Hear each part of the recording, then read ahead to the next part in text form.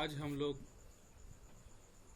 Cotton में लगने वाले विभिन्न प्रकार के रोगों के बारे में चर्चा करेंगे। कॉटन एक प्रमुख नकदी फसल है तथा रेशे वाली एक महत्वपूर्ण फसल है। भारत देश में उत्पादन की दृष्टि से पूरे विश्व में भारत के स्थान चौथे नंबर पे है, जबकि क्षेत्रफल में प्रथम स्थान है। कॉटन की फसल को विभिन्न प्रकार के बीमारी ज़्यादा नुकसान पहुंचाते हैं, जिसमें प्रमुख रूप से एंगुलर लीफ स्पॉट या इसी को हम बैक्टीरियल ब्लाइट या ब्लैक आर्म कहते हैं, विल्ट है, root rot, anthracnose, powdery mildew, leaf spot, damping up, ऐसे विभिन्न प्रकार के 20 ऐसे बीमारी हैं जो इसकी उपज को लगभग 10% तक कम करते हैं। हमारे सिलेबस में 3 प्रमुख बीमारी एंगुलर लीफ स्पॉट, विल्ट और एंथ्रेक्नोज के बारे में विस्तृत अध्ययन करना है। इसमें सबसे महत्वपूर्ण बीमारी है जिसे हम एंगुलर लीफ स्पॉट या बैक्टीरियल ब्लाइट या ब्लैक आर्म, ये तीनों नाम से जाना जाता है।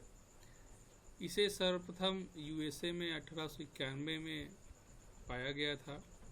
भारत देश के तमिलनाडु में ये फर्स्ट टाइम 1918 में रिपोर्ट हुई थी और देश के विभिन्न क्षेत्रों में जैसे महाराष्ट्र है, मध्य प्रदेश, उत्तर प्रदेश, आंध्र प्रदेश और तमिलनाडु में ये प्रमुख रूप से ये बीमारी कॉटन में लगती है।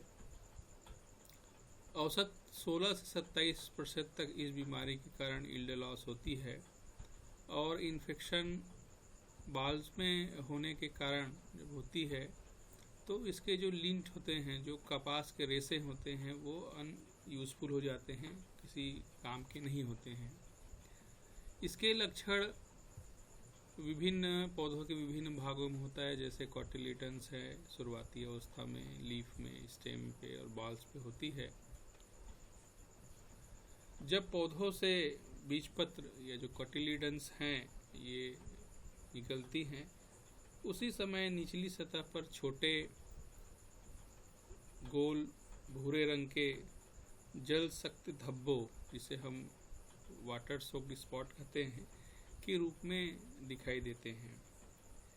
ये धीरे बाद में बड़े होकर अनियमित आकार के हो जाते हैं और उन धब्बों का रंग जो है भूरे से काला होता है। बाद में इस पौधों की मृत्यु भी हो जाती है। लीफ में इसके लक्षण सबसे पहले गहरे हरे रंग के, जैसे कि हम इस फोटोग्राफ्स में देख पा रहे हैं, पहले गहरे हरे रंग के जल सख्त छोटे छोटे धब्बे निचली सतह में दिखाई देते हैं, जो बाद में ऊपरी सतह में इस तरह से ऊपरी सतह पर भी दिखाई देने लगते हैं। ये धब्बे जब इन्फेक्शन ज़्यादा होती है तो आपस में मिलकर बड़े हो जाते हैं और इनका रंग जैसे कि हम देख पा रहे हैं भूले भूरे और काले रंग के होते हैं और इनका स्वरूप जो है वो कोड़ी होता है। इसलिए इसको हम एंगुलर लीफ स्पॉट भी कहते हैं, के नाम से भी, इस नाम से भी जानते हैं, क्योंकि इस तरह से इसमें स्पॉट बनती है। इनका जो साइज है, जब स्पॉट बड़ी होती है तो ये 5 मिलीमीटर आकार तक के होते हैं और जब ये कोड़ी धब्बे आपस में मिल जाते हैं तो पूरी पत्ती जो है झुलसी हुई दिखाई देती है। इसी को हम इसकी अंगमारी भी कहते हैं, ब्लाइट, और पत्ती की जो है प्रीमेच्योर मृत्यु हो जाती है और इसकी सूख कर गिरने लगती है। इसके लक्षण पौधों के तनों पे भी होता है और इसमें गहरे भूरे रंग के, काले से लेकर भूरे रंग के धब्बे इसमें दिखाई देते हैं, जो कि उसके स्टेम्स में, ब्रांचेज में, पेटियोल्स में दिखते हैं। और संक्रमण की अवस्था में ये तने पर गहरी दरार बनाते हैं और जिस दरार से एक स्रावत होने लगता है ये जो पतली शाखाओं पे जो बनते हैं, जो काले कलर के धब्बे बनते हैं, इसके कारण इसे हम ब्लैक आर्म भी कहते हैं। उसकी जो शाखाओं पे जिस तरह से लक्षण दिखते हैं, पहले वो भूरे से लेकर गहरे काले कलर के दिखते हैं, और ये ऐसा लगता है कि ये जो उसकी भुजाएं हैं, शाखाएं हैं, वो बिल्कुल काली पड़ के ब्लैक आर्म जैसा अपीयरेंस हमको दिखाई देता है। इसलिए इस बीमारी को हम कॉटन का ब्लैक आर्म भी कहते हैं। और जैसे कि चर्चा करते हैं कि सीवियर इन्फेक्शन जब होता है तो उसमें क्रैक्स हो जाती स्टेम्स में, और वहाँ से बैक्टीरियल ऊज जो है, जैसे गम निकलता है, उस तरह से ऊजिंग होने लगती है। इसके बाल्स में भी जब इसमें बाल बनने लगते हैं तो उन बालों में भी स्मॉल राउंड और water soaked brown to black sunken spot boll पे दिखाई देते हैं, जैसे कि इस फोटोग्राफ्स में आपको दिखाई दे रहा है। इस तरह से गोल धब्बे बनते हैं, और जिसके कारण बाल जो है प्रीमेच्योर झड़ने लगता है। ये धब्बे अनियमित आकार के भी हो सकते हैं, बीच बीच में ये धसे हुए होते हैं, और इसका असर गोलों के अंदर ये धब्बे में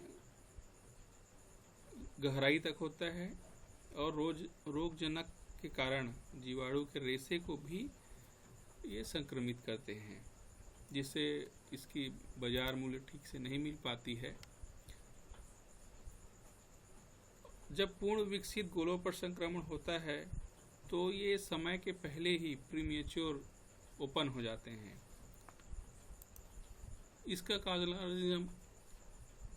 इसका रोगजनक जेंथोमोनास पेस्ट्रिस पैथोवार माल्वेशियरम है, जो कि ग्रेसिलिक्यूड्स डिवीजन के अंतर्गत है, और प्रोटियोबैक्टीरिया क्लास स्यूडोमोनाडेसी फैमिली की है। इसका प्रमुख कैरेक्टरिस्टिक होता है कि ये जो बैक्टीरिया होते हैं वो रॉड शेप्ड होते हैं और मोनोट्राइकस होता है। उसके एक पोल पे सिंगल फ्लेजला होता है, ग्राम नेगेटिव है, एरोबिक है, और नॉन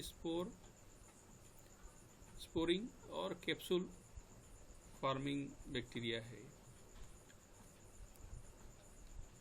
इसके लिए सबसे अनुकूल जो डिजीज साइकिल है, इसमें बैक्टीरिया जो है सीड्स पे या इन्फेक्टेड प्लांट पार्ट्स हैं या कुछ ग्रासेस हैं, इसमें प्राइमरी सोर्स ऑफ इनोकुलम के तौर पे इसमें रहती है।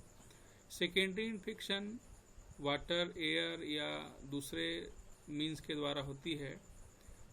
बैक्टीरिया, जैसे कि हम जानते हैं कि बैक्टीरिया हमेशा प्लांट सरफेस पे उपस्थित नेचुरल ओपनिंग्स के थ्रू या जो इंजुरीज होती है, वुंड्स क्रिएट होते हैं इंसेक्ट के द्वारा, उसके माध्यम से प्लांट में इंटर करती है। और कुछ जेट्रोपा कैरिकस, इसमें भी इस पैथोजन का अटैक देखा गया है। इसके लिए सबसे फेवरेबल टेम्परेचर होता है जब तापमान 30 से 35 डिग्री होता है और रिलेटिव ह्यूमिडिटी 75% से अधिक होती है। खेत में वर्षा की बूंदें स्प्रिंकलर सिंचाई से अगर हम दे रहे हैं और धूप निकल रहा है तो ऐसे सिचुएशन इस डिजीज के लिए फेवरेबल होती है। इसके मैनेजमेंट के लिए, चूँकि इन्फेक्टेड प्लांट पार्ट्स में ये सरवाइव करते हैं, इसलिए क्लीन कल्टीवेशन, जितने भी इन्फेक्टेड क्रॉप डेब्रीज है उसको डिस्ट्रॉय करना, लेट सोइंग, टाइमली इरिगेशन और पोटाश जो है इस बीमारी को रिड्यूस करती है। सीड्स को हम कॉन्सनट्रेटेड सल्फ्यूरिक एसिड के घोल में 10 से 15 मिनट का डुबा कर रखते हैं, तो उसमें जो बैक्टीरिया होती है वो सरफेस में वो क्लीन होती है। और ओवरनाइट डीप इसको हम 1000 ppm स्ट्रेप्टोमाइसिन सॉल्यूशन में करने से जो इंटरनली प्रेजेंट बैक्टीरिया है वो किल होती है। सीड ट्रीटमेंट, इसको हम हॉट वाटर से 56 डिग्री टेम्परेचर में 10 मिनट के लिए करते हैं, तो इससे जो बैक्टीरिया है वो किल होती है। या हम इसको एग्रोमाइसिन के 3 ग्राम प्रति 40 किलो बीज के हिसाब से, और स्टैंडिंग क्रॉप में हम 250 ppm सॉल्यूशन के दर से अगर हम 250 मिलीग्राम अगर पर लीटर के हिसाब से हम घोल बना के इसका सॉल्यूशन स्प्रे करते हैं तो ये डिजीज़ की जो इंटेंसिटी है इसको हम रिड्यूस कर सकते हैं। सीड को हम स्यूडोमोनास फ्लोरेसेंस या स्यूडोमोनास पुटीडा या एल्गिकेंस के बैक्टीरियल सॉल्यूशन से अगर हम उसको कोट करते हैं तो जो SCN और चूँकि ये बैक्टीरिया SCN और सिड्रोफोर प्रोडक्शन करती है तो इससे भी इस बीमारी का हम बहुत हद तक प्रबंधन कर सकते हैं। स्ट्रेप्टोमाइसिन 500 ppm और कॉपर ऑक्सीक्लोराइड 500 ppm मतलब 500 मिलीग्राम पर लीटर और कॉपर ऑक्सीक्लोराइड 3 ग्राम पर लीटर के हिसाब से अगर हम इसको सॉल्यूशन बनाते हैं और इसको 15 दिन के अंतराल में रोग के हिसाब से अगर हम फिर से छिड़काव करते हैं तो बहुत अच्छी इसका प्रबंधन होती है। गोसिपियम आर्बोरियम और हार्बेशियम वैरायटी को हम इसके लिए रोग प्रतिरोधक क्षमता इसमें होती है और कुछ रेजिस्टेंस वैरायटी जैसे BGA 592 P14 खंडवा और बदनावर 1 ये वैरायटी इस रोग के लिए रेजिस्टेंस है। दूसरी महत्वपूर्ण बीमारी है जिसे हम एंथ्रेक्नोज कहते हैं। इंडिया में ये बिहार में 1918 में बटलर साइंटिस्ट के द्वारा रिपोर्ट किया गया था और लगभग सभी कॉटन ग्रोइंग एरिया में ये पाई जाती है और भारत देश में ये बहुत कंसिडरेबल अमाउंट में ये यील्ड को रिड्यूस करती है। इसके सिम्टम्स जो है सीडलिंग, रिकेट्स, बॉल्स में दिखाई देते हैं और सबसे पहले कॉटिलीडन्स में स्मॉल रेडिश स्पॉट के रूप में ये दिखाई पड़ते हैं। कॉलर रीजन में ये स्पॉट जो है बड़ी होती है, रेडिश ब्राउन कलर का इसमें लीजन बनती है और बाल को ये किसी भी अवस्था में कॉटन बाल्स को ये सभी स्टेज में अटैक करते हैं। सबसे शुरुआती लक्षण इसके बहुत छोटे धब्बों के रूप में वाटर सोक्ड सर्कुलर और संकन रेडिश ब्राउन स्पॉट के रूप में अपीयर होती है और जिसका सेंटर जो है ब्लैक होती है जैसे जैसे ये बढ़ते जाती है। पिंकिश ब्राउन स्पॉट अपीयर होती है अंडर साइड ऑफ लीफ में।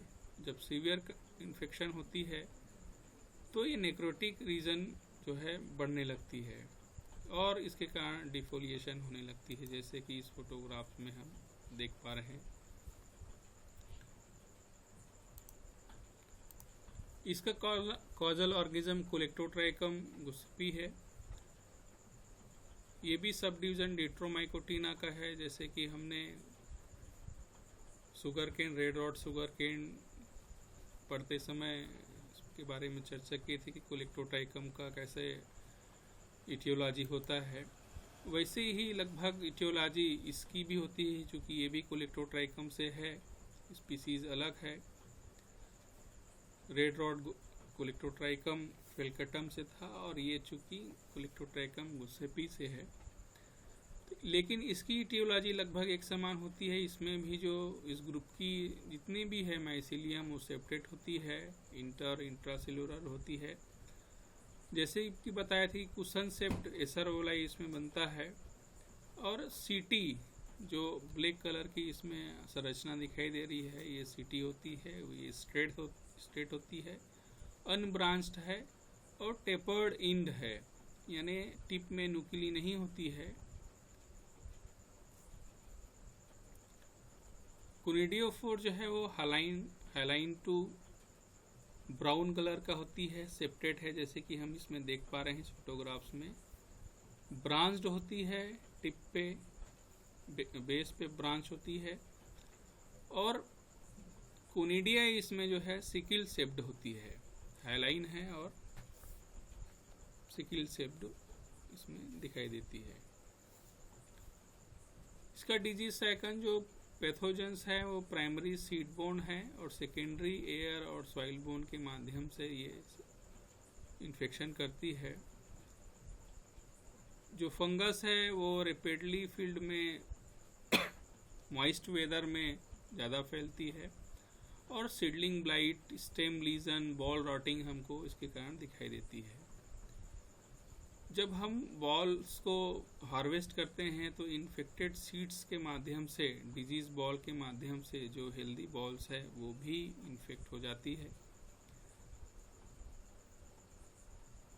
फेवरेबल कंडीशन इस डिजीज के लिए मॉइस्ट कंडीशन ज़्यादा फेवरेबल होती है रदर देन ड्राई वेदर के द्वारा। और रेन फर्स्ट अगर फेज 3 वीक्स में इमरजेंस के बाद अगर होती है तो उसमें सीडलिंग ब्लाइट बहुत कॉमन सिम्टम्स हमको दिखाई देती है। Disease canopy with warm 29 to 33 degree temperature अगर है, ह्यूमिड वेदर है, तो ये डिजीज के डेवलपमेंट्स को फेवर करती है। इस डिजीज के नियंत्रण के लिए भी चूंकि रेजिस्टेंस वैरायटी जो भी पॉसिबल हो उसको हमको लगाना चाहिए। इसके स्प्रेड को चेकआउट करने के लिए जो भी गार्डन टूल्स हम यूज़ करते हैं उसको साफ कर, डिसइंफेक्ट कर यूज़ करना चाहिए। इसके जितने भी प्लांट पार्ट्स फील्ड में इकट्ठे होते हैं, लीव्स हैं, फ्रूट्स हैं, स्टेम्स हैं, बॉल हैं, उसको सब क्लीन करके दूर हटाना चाहिए। इससे कंपोस्ट तैयार करके फिर से उसी खेत में इसको नहीं रखना चाहिए। कॉपर ऑक्सीक्लोराइड सॉल्यूशन अगर हम अप्लाई करते हैं वीकली तो इसके जो इन्फेक्शन है इसको हम रोक सकते हैं। और इसी प्रकार से जो भी मैन्योर हम उसमें अप्लाई कर रहे हैं या जो हम इंसेक्टिसाइड हम अगर इसमें ऐड करते हैं तो इसमें जो भी उसके एग्स हैं, लार्वा है या एडल्ट है, उसको ये प्रिवेंट करते हैं। चूँकि ये इंसेक्ट्स या दूसरे फंगल अटैक के कारण वुंड्स के माध्यम से भी ये इन्फेक्शन करते हैं।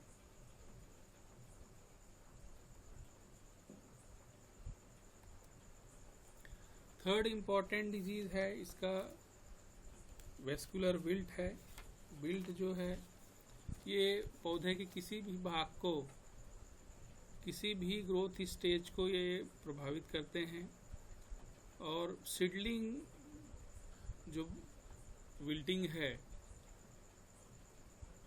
उसमें और ओल्डर प्लांट्स में हमको ये सडन विल्टिंग इसमें दिखाई देती है, सीवियर विल्टिंग। इसमें सबसे पहले जो निचली पत्तियां हैं वो सबसे पहले सूखती है, बाद में ऊपर की पत्तियां जो है पीली पड़ के मुरझाने लगती है और ये सभी सूखी पत्तियां झड़ जाती है। खेत में केवल देखते हैं तो खेत में केवल उसके डंठल जो है वो खड़े रहते हैं।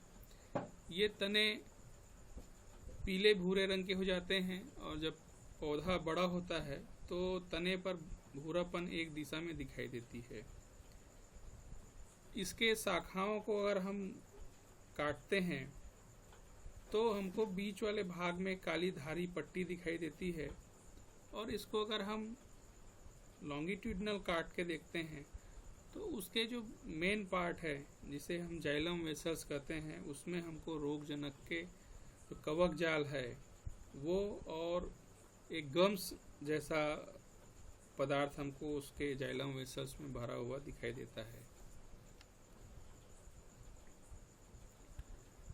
इस तरह से पत्तियां जो है उसकी सूखने लगती है धीरे धीरे नीचे से ऊपर की तरफ और पीली पड़कर ये झड़ जाती है।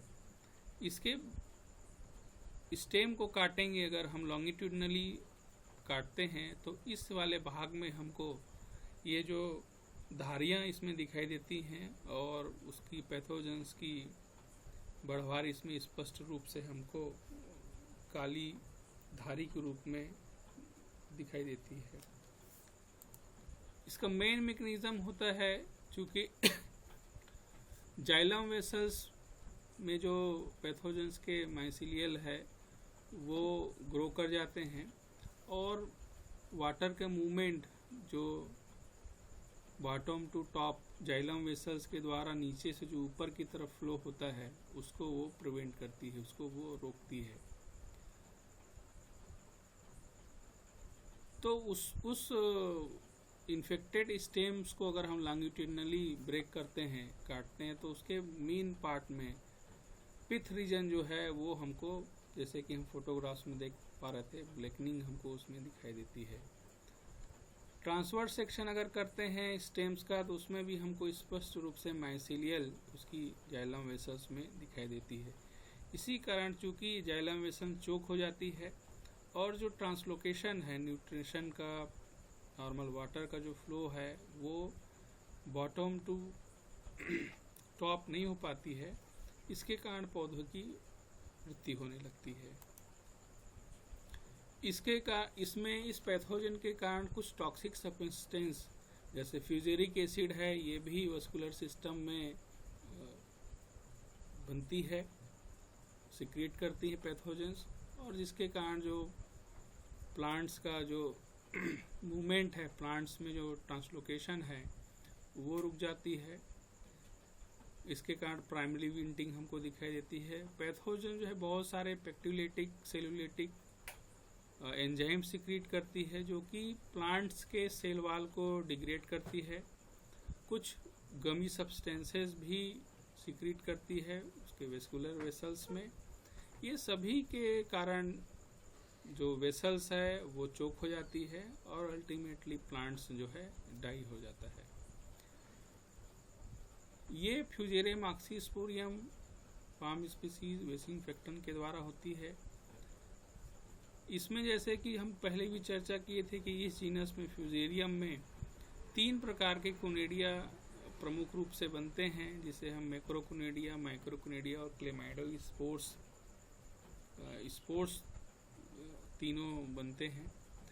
इसमें पैथोजेंस जो है वो माइसीलियल का एग्रीगेशन होता है जिसको हम स्पोरोडिजियम कहते हैं।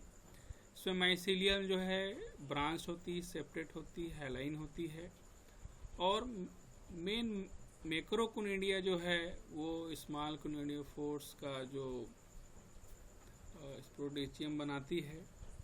और ये मैक्रोकोनेडिया सिकिल शेप्ड होती है, सेपरेट होती है, 3 to 4 सेल्ड होती है।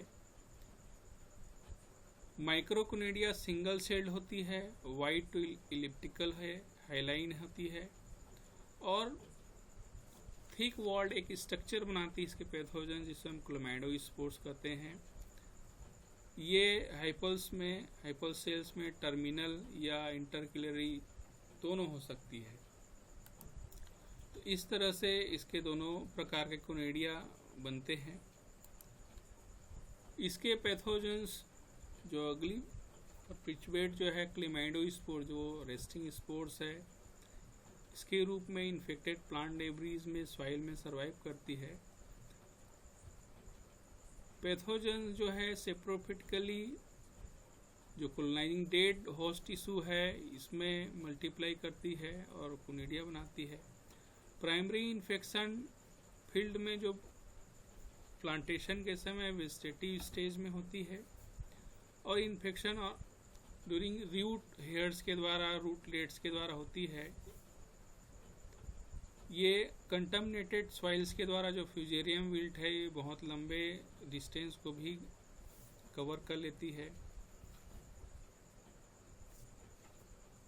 फ्यूजेरियम जो है वो प्लांटिंग मटेरियल के द्वारा या सीड्स के द्वारा भी ट्रांसमिट होती है, कंटामिनेट करती है।